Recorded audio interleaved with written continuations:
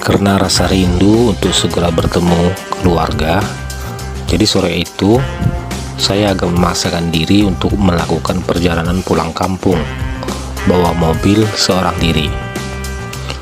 Pada awalnya perjalanan normal-normal saja, tidak ada yang aneh.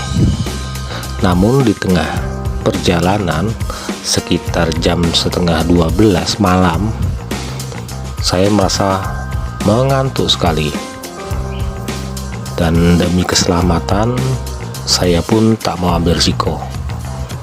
Saat itu juga saya memutuskan untuk mencari hotel untuk menginap semalam saja.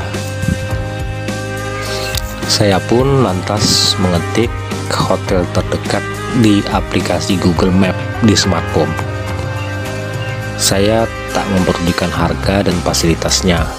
Yang penting paling dekat dan bisa segera istirahat, pikirku. Akhirnya saya memilih hotel urutan teratas yang bisa ditempuh selama 30 menit perjalanan. Kemudian aplikasi tersebut menuntun saya dengan suara khasnya. Setelah melewati jalan raya, aplikasi tersebut menyuruh saya untuk berbelok ke sebuah jalan perdesaan. Pada saat itu, jam sudah menunjukkan pukul 12 malam, sehingga jalan yang dilewati terlihat sangat sepi. Mulanya saya berpikir mungkin jalan itu hanya jalan pintas, tapi lama-kelamaan tak kunjung ke arah kembali ke jalan besar. Mana mungkin ada hotel di tengah perkampungan sepi seperti ini, pikirku. Hatiku mulai resah ketika hampir 2 jam saya tak kunjung sampai ke tempat yang saya tuju. Padahal tadi cuma 30 menit perjalanan. Aneh banget. Mbak-mbak pengisi suara aplikasi tersebut berulang kali menyuruh saya belok kanan, lalu belok kiri, seperti tak ada tujuan yang pasti. Atau memang saya sengaja dikerjain sama aplikasi ini, pikirku. Saya memang kerap mendengar kalau terkadang aplikasi ini tak seakurat yang dibayangkan. Banyak kasus travel ojol atau traveler yang dibikin tersesat akibat arahan yang salah dari aplikasi ini. Saya lalu menghentikan mobil di sebuah jalan yang lagi-lagi sepi. Saya sekarang berada di tengah jalan panjang yang terbentang, sawah di sebelah kanan dan kirinya. Sepertinya itu milik warga desa yang tadi saya lewati. Kemudian saya mengambil ponsel yang semula saya tempel di dashboard mobil.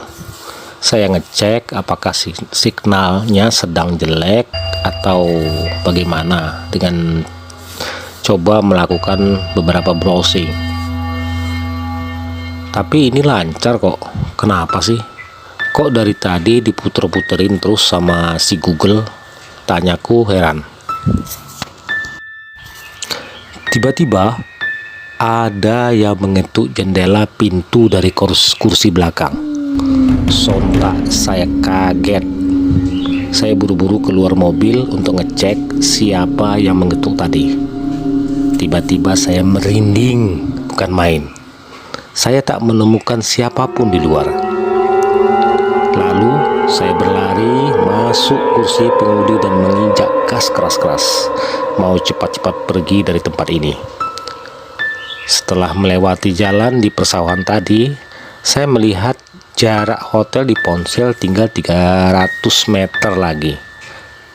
Akhirnya saya menghela napas lega.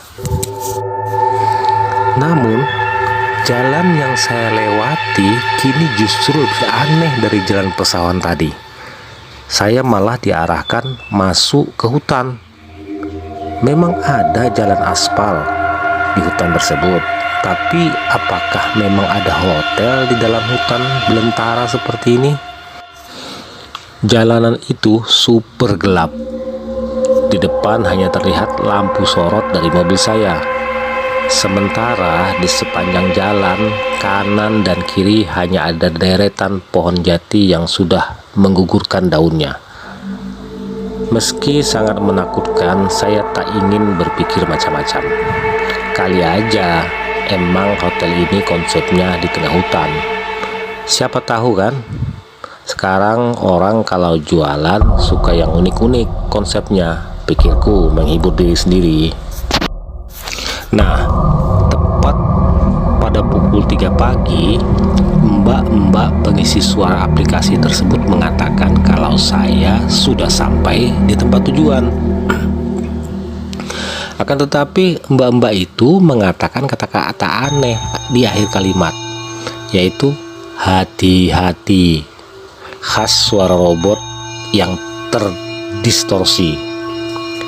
Belum sempat memikirkan kata-kata yang aneh itu, saya ternyata baru sadar kalau saya tidak benar-benar sampai di tujuan. Saya lihat tidak ada satupun bangunan yang ada di depan, melainkan hanya pepohonan dan lampu sorot dari mobil saya. Saya mulai keringat dingin. Sialan, gumamku. Saya lalu memutar kemudi untuk segera kembali ke jalan besar. Namun, hingga 1 jam lamanya perjalanan, saya hanya muter-muter di dalam hutan tersebut. Saya benar-benar frustasi. Tolong jangan ganggu saya. Saya ingin istirahat. Saya berteriak di dalam mobil. Saya sudah hilang kesabaran. Saya menyetir mobil dengan kecepatan tinggi, meski dengan jarak pandang yang pendek di tengah kegelapan hutan. Tiba-tiba ada sesosok wanita berpakaian putih, serba putih dari arah depan. Lalu, sontak saya membantingkan setir ke kiri yang tak ada jalan aspalnya. Naas saya menabrak sebuah pohon jati. Saya pun pingsan. Saya mulai tersadar setelah saya merasakan pipi saya ditepuk-tepuk oleh tangan seseorang. Saya perlahan membuka mata. Saya samar-samar melihat sepasang suami istri yang membawa kayu kering di pundak mereka. Kemudian saya perlahan dituntun dari posisi tidur ke kursi tengah mobil untuk duduk. Anak muda, apa yang sudah terjadi semalam? Tanya sang istri. Saya masih belum sepenuhnya sadar. Saya masih memegangi kepala saya yang darahnya mulai mengering. Saya menyipitkan mata tak kala melihat matahari sudah di atas kepala saya. Saya menabrak pohon, Bu, kata saya dengan suara yang masih serak. Bagaimana kamu bisa masuk ke hutan ini? Sekarang suaminya yang bertanya. Saya kemarin ingin mencari penginapan, Bu, Pak. Lalu saya nemu hotel mawar yang paling dekat. Saya ngikutin map, ternyata dibawa ke sini. Suami istri itu saling berpandangan. Sepertinya mereka mengetahui sesuatu. Kemudian suaminya mengatakan, "Nak, hotel itu adalah hotel gaib. Tempat itu adalah sarang arwah, tempat tumbal pesugihan. Mereka sengaja menggoda manusia untuk balas dendam. Untung saja kamu masih bisa selamat, karena biasanya orang yang mencari hotel itu tidak akan pernah kembali," kata sang suami.